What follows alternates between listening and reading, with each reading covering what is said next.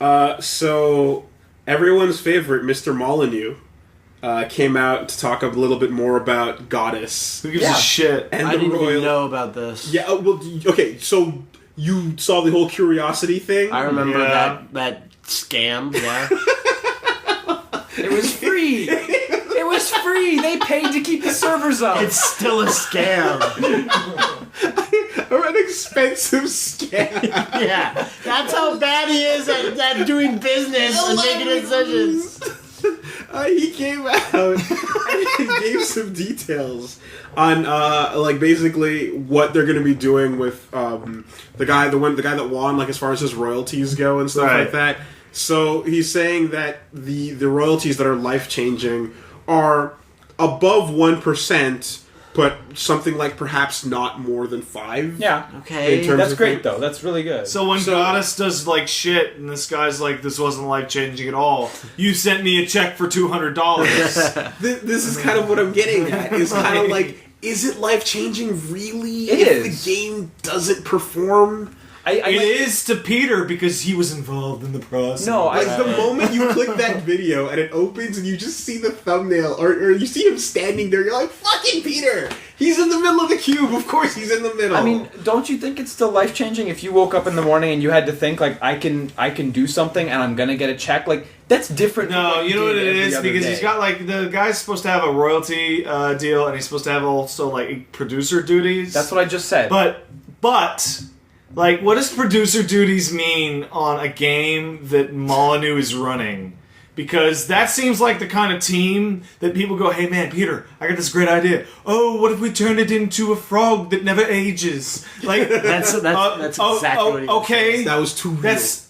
I'm talking about co-op. Oh, what if the tree learns about you and tells your friends? He doesn't. No, Peter, no. And then none of your ideas get into the game. But they don't have producer duties. They get to play the god in Goddess. Like, they get to literally, like, change the world. And, like, the rules at which the world works. If they want to make it rain all the fucking time, they're going to rain all the fucking time. Here's the rules that you can change within this broader set of rules that we do not allow you to change. Because if you're an asshole, you could just ruin our game forever. And our source of revenue. Yeah. I'd imagine doing a producer duties for a Molyneaux game is telling him how brilliant he is and clapping slightly whenever a milestone is met. I, the god of gods, that was at I'm running the Goddess project, decide I want to shut down the servers. No, you know what it is? Indefinitely. You know what producer duties are on Molyneaux's game? Is you bring in your dog and let him pet him. But, like, you know, like...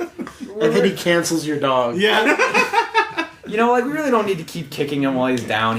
Kick him harder. Oh, can we elbow drop him cool. instead? Or And, like, we're leg drop. undermining the fact that, like, this week he got to his 66th update on Kickstarter. A lot of Kickstarters don't even have regular updates. And the game looks great. It looks really good. Liam, I have been alive a little longer than you, and I've seen Molyneaux do a lot of games. Thank you. He is the unquestionable king of lofty promises and unfulfilled dreams. I can't get over the ridiculous level of just hyperbole this guy vomits out of his mouth. And it's the same From the news past cycle until every now. time. He says, I've calmed down now. I'm going to be more realistic. Excuse me while I show you this gameplay demo that will change your life. And it's like, you know what?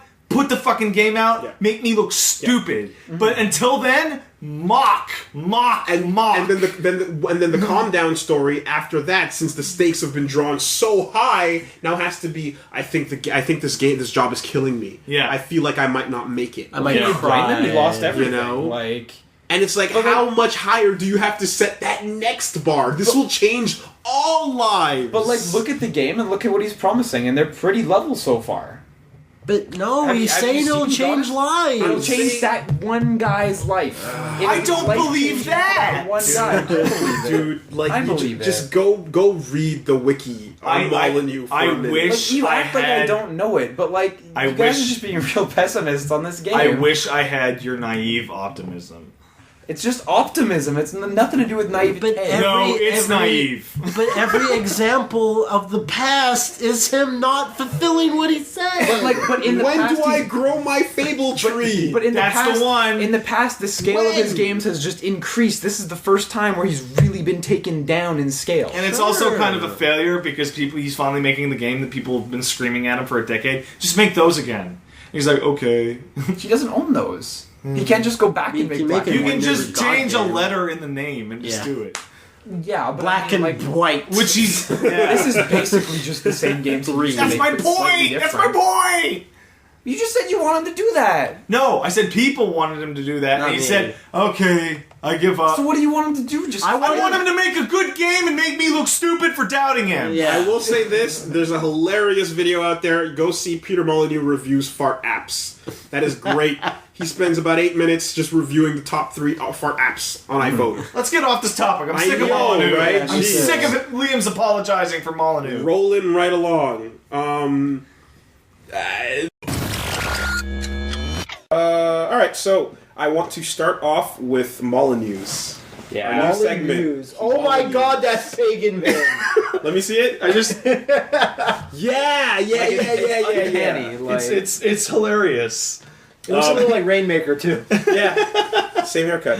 So, new segment. We're gonna be calling it Molyneux. Man, Molyneux. he did some fucking bad shit this time. This isn't a good one. So This one's not a good one. I want to read. I'm happy to kind of see that, like Liam, you can see this. No, this is fucking not. terrible. so this is not Microsoft money getting wasted here. So here's the setup Like, that I was gonna go with. It's like I remember almost it might have been the first podcast, but it was one of the very first podcasts first few. almost 2 years ago. Yeah. In which we got into like a heated argument over Goddess and Molyneux. yeah, And you before made Goddess was really before it was the thing. anywhere, And yeah. I was being perhaps unfair in my extremeness might have. against Molyneux, but I felt justified by his track record. Yeah. And Liam, you said what was actually the reasonable thing at the time? You're going to wait till Goddess is out Yeah. before throwing him under the bus. Well, And low, yeah, exactly. Were we still in the middle of chiseling off the fucking cube or whatever at the time? yes, we were. so, Absolutely. Yeah. And this is before because the Cube said that the guy would have a 1% profit share for Goddess. I think Right? the cube was neater than Goddess. Oh, absolutely. I don't know if we did they give a percentage on how much? Yeah, he I think got? it's the one. They said he'd have. They said he'd be Royalties, involved. right, Yeah, yeah, they said yeah, they didn't say a number. So, what's up with Goddess, Willie? So, a Goddess dev says the that guy that got brought in from the community unpaid to work on the game. is being extremely frank about the Yeah, situation. yeah. I like Frank that. I is- like that terminology. Frank is the term. And So before we even go to that, Goddess for Android and iOS came out.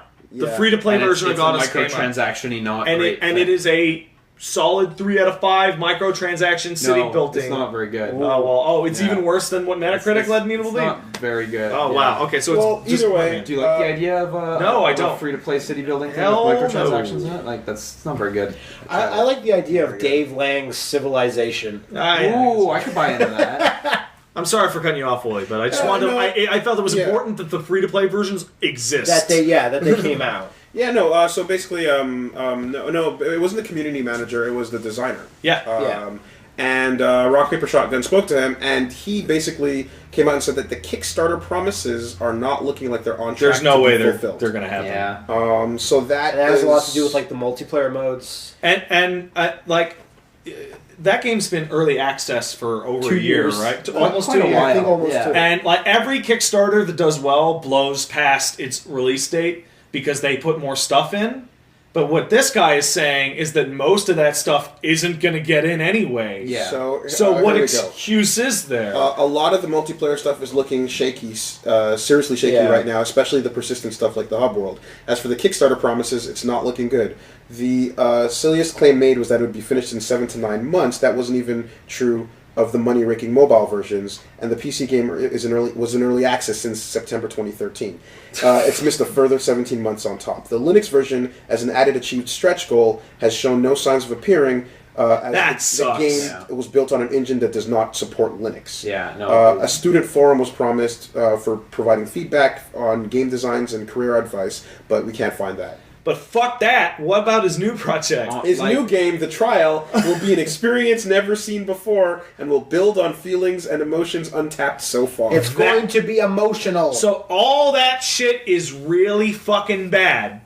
But if that's all they were doing, I'd say, right?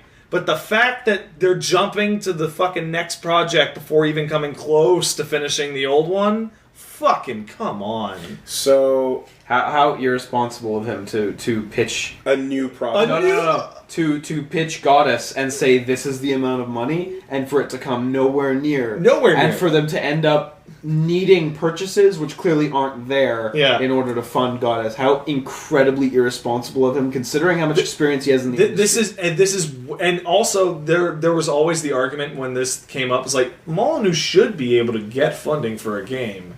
He is Peter Molyneux. He does have a development studio, and that may or may not be true. But it adds just this nice little extra shit to that feeling of the vanilla come shit. on, you have oversold and underdelivered every single project, but you have worked on dozens of games. I was saying to Pat that I think maybe it's because it's how Molyneux speaks and the way he presents himself, but I almost feel like I was bored with this concept, and instead of finishing I just moved on to the next thing that I'm interested in. He's always thinking about multiple things and whatnot, and it's almost hard to resist that urge, you know. I mean, but he's been working on it for 2.5, maybe 3 years now, so I get it. But it's like really... No, finish it. People paid you. Yeah. No, I agree. No, I'm not talking to you. I'm talking to Phantom Molyneux that's over there. Yeah, I think or the Molynews Game Jam. More progress to be seen on that side of things, perhaps. That thing's sick. Embarrassing. But, yeah, man. All credibility is now gone. And hey, take a guess at what the first image in that thread was. Milo. It was Memento. Exactly. Don't believe his Of lies. course, That was the image of course of it Milo. was. You know. I went through the trouble of like asking people and like, okay, he's made a lot of games. What's the last game he actually just completely delivered on? It's not anything in the Fable series. I mean, when I played Black and White, I think he delivered pretty well on his vision for Fable 3. It's not Black and White. Black and White's a good game, but I don't know if you remember the way he fucking talked that shit up. I didn't. That's where the Molyneux talk shit up stuff came from. I thought it came from Fable 1. Fable 1 was the planting of the seed. Yeah, no, but the Black and White shit was almost as bad. Alright. It was the last game that guy made with his people that just completely delivered was Dungeon Keeper 2 in 97. Well, like, what, 18 years ago. Hey, I mean, did Curiosity not deliver on its promise? No, Mystery. I don't think it did, because I think the clear intention of the phrase life-changing secret does not imply a lottery winning of money and a possible job. It's like saying, hey, there's this amazing... What is your fascination in my forbidden closet of mystery? What is in the... Like, that's hyping yourself up to have nothing, really. It's also kind of linking the life-changing aspect to the success of your game. Yeah. I guess. Which on PC at this point may never actually release. But to be fair, I don't think there were any other promises with Curiosity. I think that's all. Yeah, that's it. Was. And if it's close enough to achieving its fucking, you know, may as well be there. Throw it up on the board. Yes. Throw it up on the board. But yeah, this is shameful shit. This is that's like, not good. Like, that's the one group you don't want to not be able to deliver to is your fans directly. Your fucking backers, Don't do it. the people that are willing to shell out shit on faith in you, Peter. Yeah, like, if this was just something that he completely funded himself and just experimented with, it's fine. Whatever, yeah. But you know what, dude? It's like, hey, unlike the company money being wasted situations, this is the court of public opinion, and you only get one shot, man. You know, so like I'm sure he's suffering. I don't think that's the results true. Of this. I want that to be true. I don't think that's true. No, I'm not saying a publisher can't now. No, that's not what I mean. I mean, you go in there and you see people who backed that game and got hosed. Yeah, and they're like, I just can't get mad at him because he's just so enthusiastic about the future of games. Well, in all fairness, that's the one thing he manages to always be. Yeah, I guess. Please look forward to the trial Indiegogo, not Kickstarter. The Indiegogo, so that you can do another you can get the money right away when you. Boo. Yeah. Whatever this new feeling is, it better be something like between emotions, lust, and devotion. It better be or else I'm not buying Wouldn't it be nuts if at the end of the trial, like, you opened it up and a goddess was just finished waiting there? That's what I was trying to get somewhere there, but that's pretty much it. Yes. Anyway, boo. At the end of the trial, like, you plant the seed and fable begins. Man. And this has just been a 15-year cycle, social experiment, making a fable and making Fable a real game. So let me ask. So what you're saying is the title Fable was the seed itself. It was all a work. So let me. It was a 15-year work. It was all a work. And Microsoft comes out and says, claps, bravo. Thank you for enjoying the Xbox 2. Let me ask you guys. Congratulations, Shinji. There are two possible. There are two possible explanations for this thing happening for 18 fucking years in a row. Yeah. One, that this dude just legitimately believes that he can, like, he just dramatically overestimates his own abilities and that of his team. Or he knows the instant the words leave his mouth that what he just said was a complete crock of shit. He answered this. He answered this officially. Wait, really? Yeah. Well, what's the official The answer? same interview where he ended up crying at the end of it. Which is? Because he feels that his team can deliver on these ideas, but he gets caught up in the moment and just wants to promise something because the excitement he feels for the idea can't be bottled in. That was the bit where he claimed how angry he was at himself for that kind of thing. Well, if you were that angry at yourself, maybe you wouldn't have stuffed it to your fucking backers. But I mean, that's like there's clearly some sort of psychological thing going on. Yeah, I know, but it's like I know he shouldn't have done. When you say I feel so guilty about how I led people on. Now hold on, give me some money so I can lead you on some more. Like it's it's unfortunate. Like instead of just being a game designer, he's also a pitch man, and he's a hell of a pitch man. Boy, is he! And he's talked about him exactly like hating himself for the way he goes about these things, which is sad.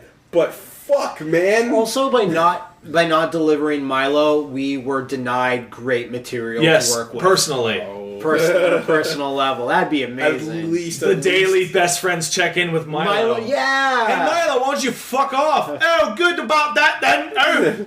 A couple months of lore gone down. Get to the British slider and just max it out. All the way to the end.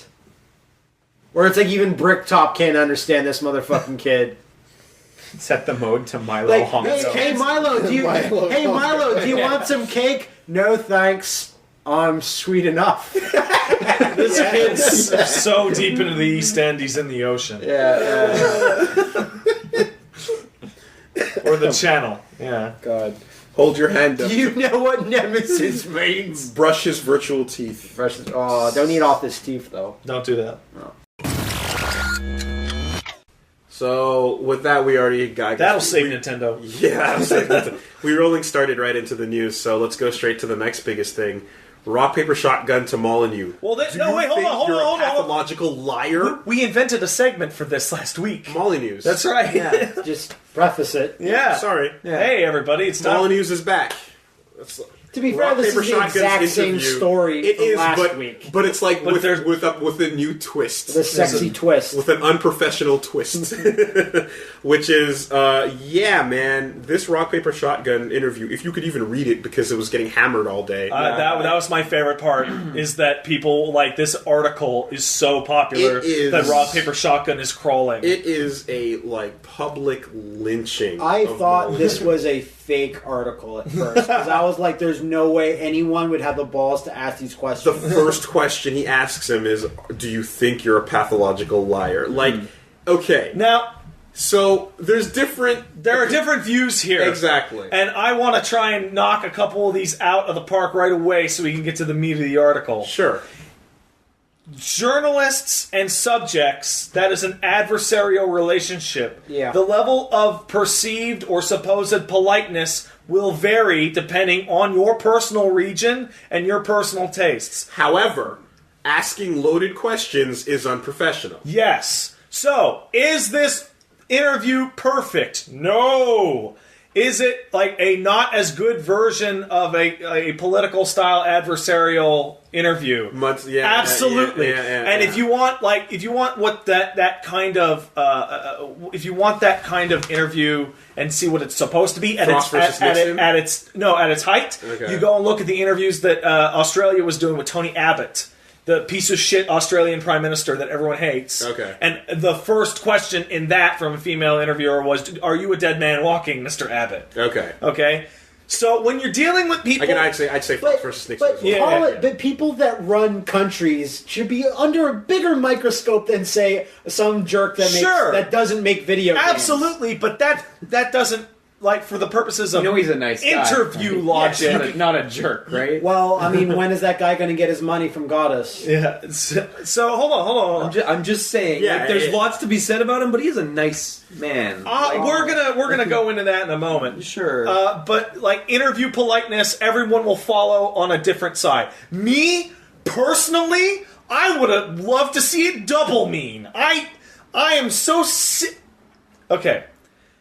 Molyneux has had a lot of overpromising things. Yeah. And I think that he has earned a level of scorn and not disrespect, but when you deal with people that are slippery, sometimes you might have to get a little terse to grab a hold of them and say, "No, fucking answer the question. Just answer it."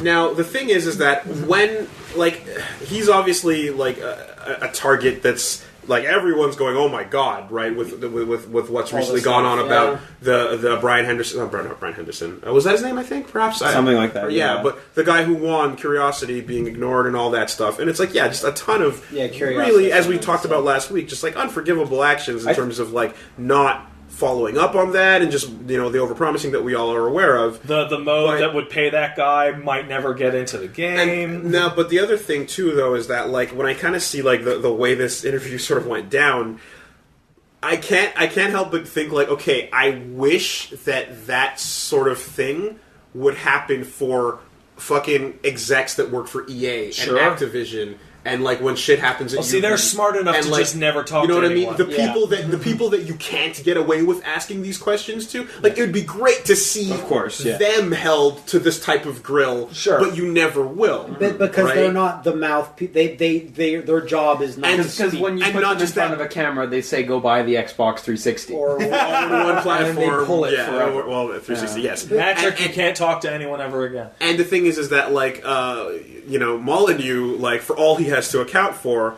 there's no. He's the end of the wall. Like there's no giant thing behind him that's going to come get you and fuck over. Because of the way the Kickstarter went, and he is the source, he's a safer target and for the you. last point. He's a safer target for you, and like he deserves the crosshairs on him. But he's a safer target than again someone that works at a larger, bigger company that has like way more bullshit. The only to uncover. Interview I can ever remember in the entire industry that's anything close to this was the Dan Shu interview with Peter Moore. Yep. And Peter is way better at this than Molyneux is. And that interview went nowhere, and it ended up being kind of useless. But I appreciated it. I appreciated him asking Peter Moore why Barbie Horse Adventures worked on Xbox compatibility and why not Otogi or whatever. And Jedi hand waved his way out of the entire thing. Because he's a pro. Yeah. But so here's the thing: is that like if you see Peter Molyneux and you're at like or anyone that's something under similar circumstances at like GDC or at like a con, you're free to go up to him and say, "Hey, thanks for blah blah blah." You're free to do that. But when you invite someone in for an interview, I also feel it's kind of disingenuous and a little dishonest to start off an interview with a thing like that because it's under the pretense that this is going to be an interview, and they might say it's going to be frank, it's going to be to the point. And then you catch someone off guard, and I kind of feel that's the part of this interview. I'm like, I don't think that's exactly. I totally disagree. I think it was a great interview. I totally disagree with you. If you're doing shit, then you should expect that every interview will call you out. No. You can call him out on that, but saying, "Are you a pathological liar?" as your first question is a little rough. The thing pathological liar isn't an evil thing to ask. Pathological lying is just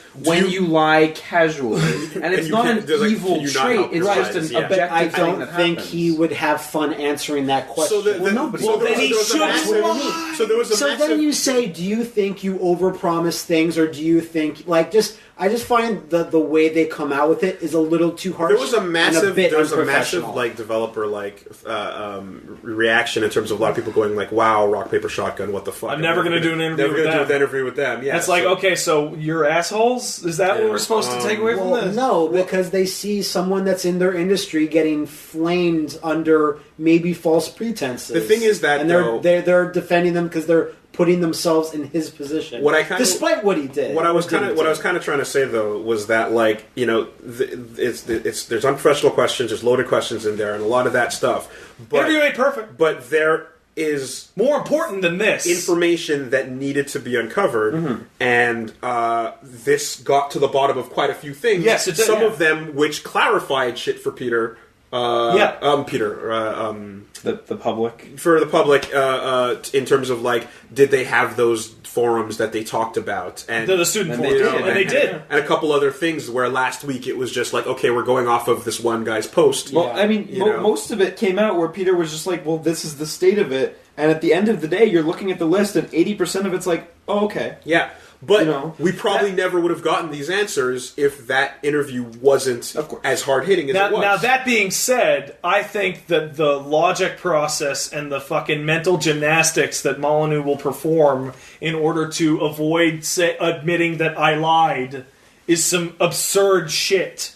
When you have things like, hey, remember when this guy joined the fucking team at such and such a date? No, that's impossible. He couldn't have joined at such and such a date because he joined after this. I honestly don't think that was a lie because he asked the guy, hey, when did you join? And then the guy said, no, I wouldn't have asked. That's not the problem. The certainty in which he said something which was completely false, that's the root of the problem. That's not a lie. That's a mistake. I disagree. No, that's not true. If you make an error and you're certain about your error, it's not a lie. You've just made a mistake. I think for him to even ask reveals you have to know that he at least believed in what he was saying. I think he would not have asked if he was lying. If he was lying,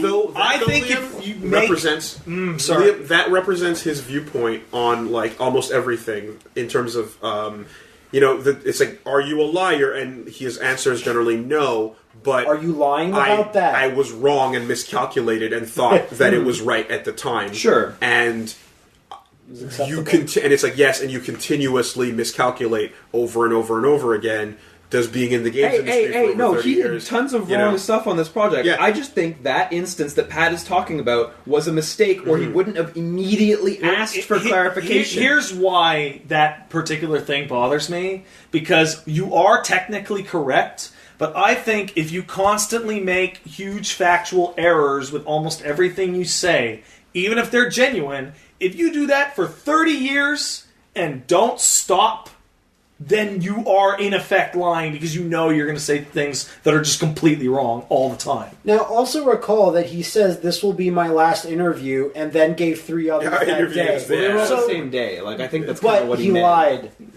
Oh, come on! I think that's kind of what he meant. Was just like, I'm done with interviews. And it was an emotional thing. It was an emotional thing. But yeah, he did, and they made a note of that in the thing too. Personally, I resent the constant. Hey, when are these people going to get their money? And the response, or when are they going to get their things that you promised them? And the response is, why are you trying to make me so depressed? Why are you trying to run me out of the industry? That's bullshit. Mm-hmm. That ploy for sympathy. That is. Yeah. Even if it's not, Sterling said it today on this thing, and it was amazing. Even if it's not an act, even if he is 100% genuine, it is a routine at this point. And I'm sick of it. No one's trying to say you don't work hard, man. No one's trying to say that you don't bust your ass at your job or that you don't mean well. Instead, what people are saying is, why are you full of shit? They also clarified how many people are working on the trial, how many people are left working on... and most of those people are not actually developers. They're former, secretarial or, miscellaneous production staff. I had a moment when I got to the end of this that just fucking, like, it's one of those, like, anime things where, like, the fucking spark of light behind your head goes, ugh, and, like, your spine kind of... Where I just thought, this motherfucker was Bullfrog, man. He made Syndicate. Like... He didn't make Syndicate. Well, he was on the Syndicate. Like, was they're the guys that make Syndicate. Syndicate Peter Molyneux was part of Syndicate? Syndicate, Populous. I've just never heard Syndicate associated with him at all. Those three games you mentioned are the games that he made with no bullshit. And it's like, you are old school genre inventing genius. Yeah, but he's been doing bullshit for way longer than he was doing good I stuff. know, and I just had that, like, oh my god, I can't believe this is what I'm reading and this is what it's come to from something so... It's like a cat god thing, you know what I mean? You're just like, what happened? I was recently informed... Bullfrog was fucking godlike. Of two things from various sources about like his time in the games industry, which put a nice like lens or filter on this, and that's how he got his start in the games business. He made a game way back in the day, I think it was for the Atari or the Amiga or something like that, and it did not do well commercially. It did incredibly poorly, and he was out. He had to get out of the business, couldn't do it anymore, and ended up getting a job as a baked beans exporter to the Middle East. That's sick. And I'd do that job. And what happened is his company name ended up being incredibly similar to another developer, a video game developer. And he was called up by a company thinking that he was the developer of video games and not a baked bean exporter. And they brought him in, said, okay, so we want you to make this game, and we're going to give you these 10 computers. Shut up. And you can make this for, I think it's the Amiga. And he has, in an interview, spoken about how that was the moment of his life where he had a little angel and a little devil on his shoulder, and I guess this can lead into black and white, I guess. And the angel's like, you can't lie like this, man. You can't do it. You can't take these computers. But the devil's like, but you could just make a game with it and sort it out later. Yeah. And he made a game with it and sorted it out later. Yeah. That's nuts, man. And the other thing is that on one of the updates or one of the things on their own forums or what have you, he described how Kickstarter hurt Goddess. Because with Kickstarter, you feel desperate to get that 100,000 extra pounds, so you'll say anything in order to hit the Kickstarter milestone. That's what I've seen a lot of people have problems with. Since we were helping out the guys that were making Strafe, they're like, thanks for throwing all of us under the bus. Threw the entire Kickstarter movement under the bus. Because he said...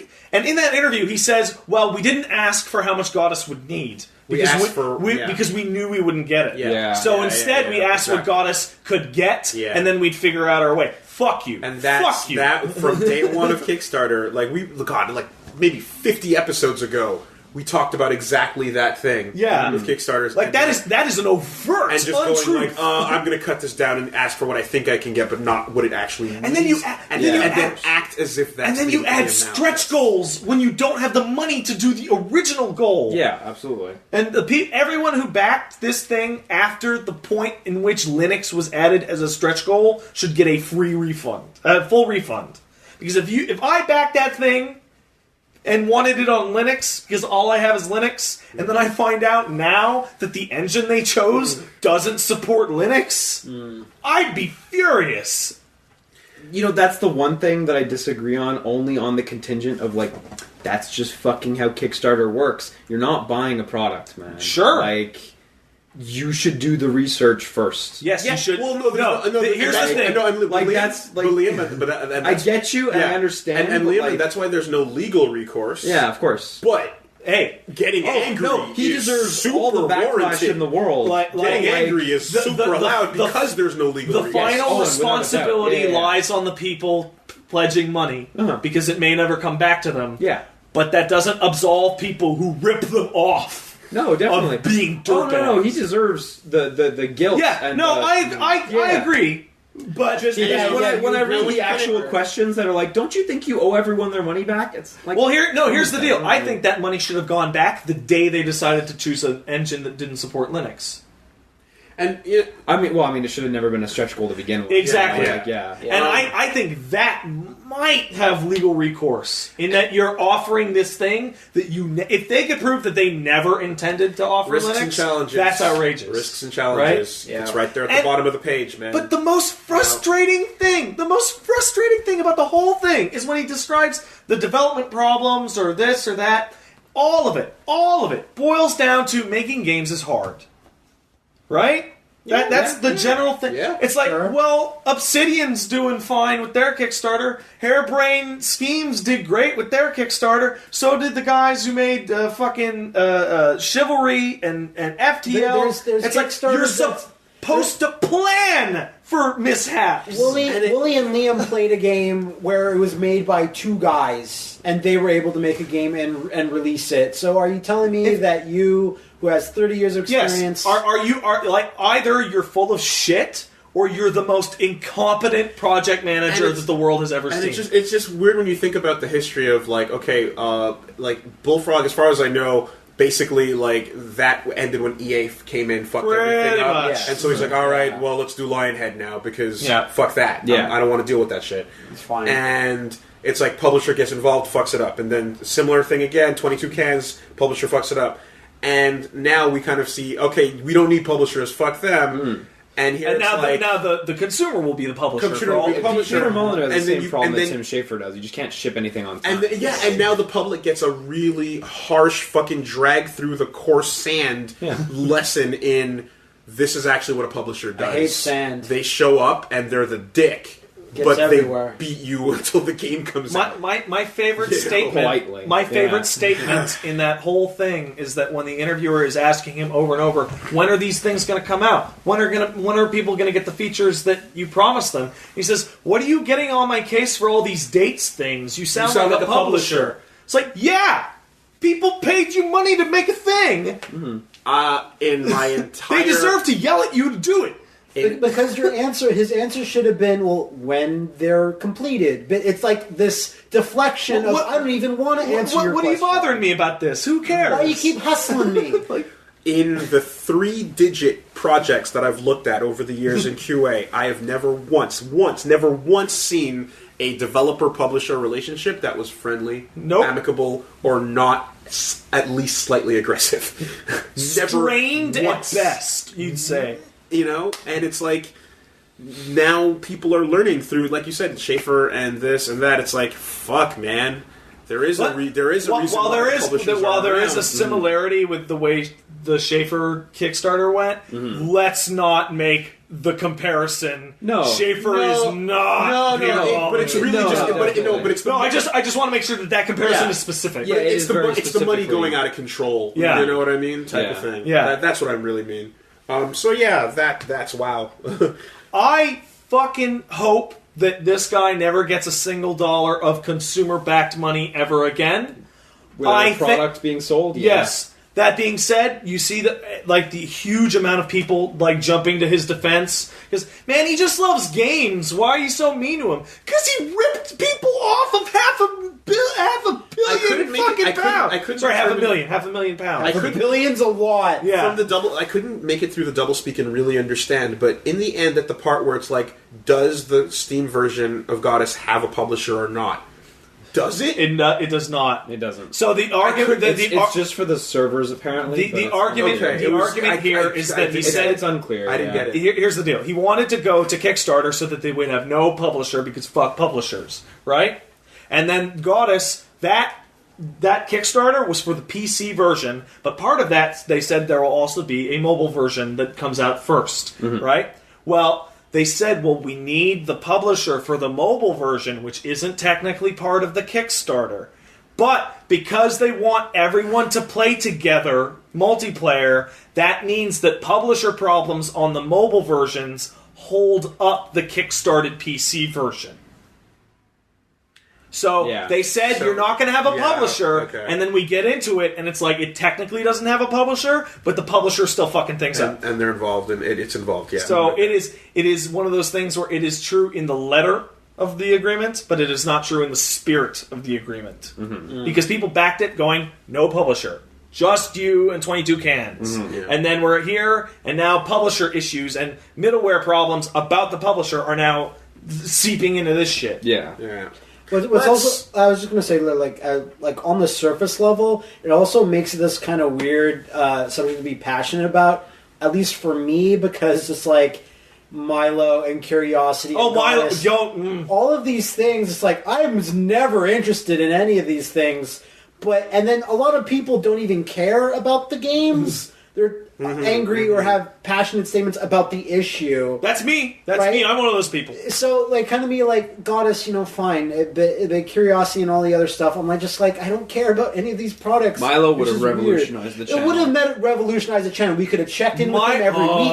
Yeah. It would have been. You want to talk fucking over-promise horse shit? Milo was never real. Every statement ever made by Milo was fucking horse shit. Well, and that's why I feel like the opening question of "Are you a pathological liar?" is the appropriate one. Yeah, I totally agree. It feels like how could you fucking stand there and talk to this robot video that's completely fabricated? It feels like Molynews went into the interview thinking that he'd have a lot of room to breathe and a lot of space to move with, but slowly but surely he got cornered by obstacles popping out of the ground and backing him into a corner. Oh shit! Perhaps tree or rock-like obstacles, I love going from this really not fun topic to the most fun. Let's get into some hype shit. Aganos for Killer Instinct. That's Golem, right? Amazing. The Golem.